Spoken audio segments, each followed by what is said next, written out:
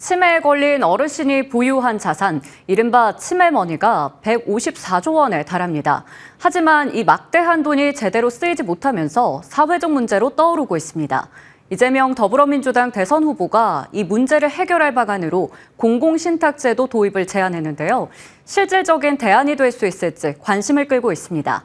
이와 관련해 머니투데이 방송이 준비한 기획 첫 번째 순서로 박미라 기자가 치매머니 문제를 살펴봤습니다. 우리나라 65세 이상 치매 환자는 124만 명. 이 가운데 76만여 명이 보유한 자산이 154조 원에 달합니다. 자산의 70% 이상이 부동산으로 1인당 평균 약 2억 원 수준입니다. 문제는 자산 대부분이 사용되지 못한 채 동결 상태에 있다는 점입니다. 금융회사들은 본인이 아니면 거래를 허용하지 않고 있습니다.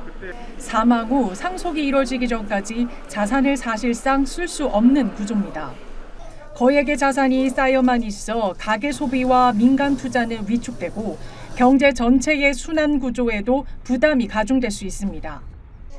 보호장치가 없다 보니 가족 간 분쟁은 물론 보이스피싱과 무단 인출과 같은 범죄로도 이어지고 있습니다. 치매 환자 한 명을 돌보는 데는 연간 수천만 원이 들지만 자산을 꺼내 쓰기까지 절차가 복잡하고 가족 간 갈등까지 겹치며 필요한 돌봄이 중단되는 경우도 생기고 있습니다.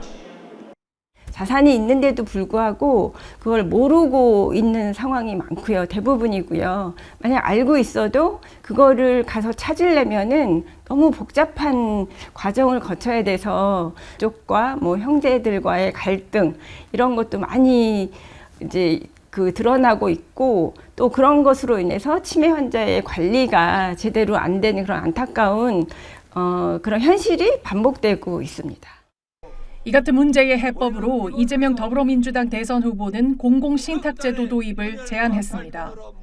고령자가 건강할 때 자산을 신탁해두고 치매 등으로 판단 능력이 저하되면 의료비나 돌봄비 등 꼭 필요한 용도로만 사용하도록 관리해주는 공적 장치입니다.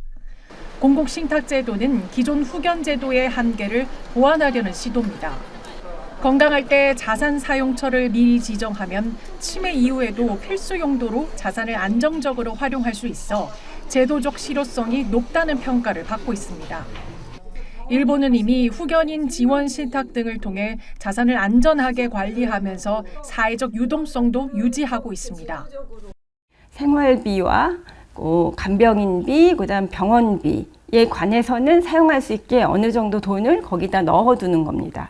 그러면은 그렇게 됐을 경우 병원이나 그런 곳에서 이제 은행에 직접 연락을 하면 그 부분에 한해서 이렇게 지출이 될 수 있게 하는 거라서 치매 환자한테 드는 비용들을 절감할 수 있기 때문에 훨씬 좋고 또 치매 환자들의 자산이 방치되면서 초고령 사회에 접어든 지금 복지제도와 자산관리 시스템의 허점이 드러나고 있습니다.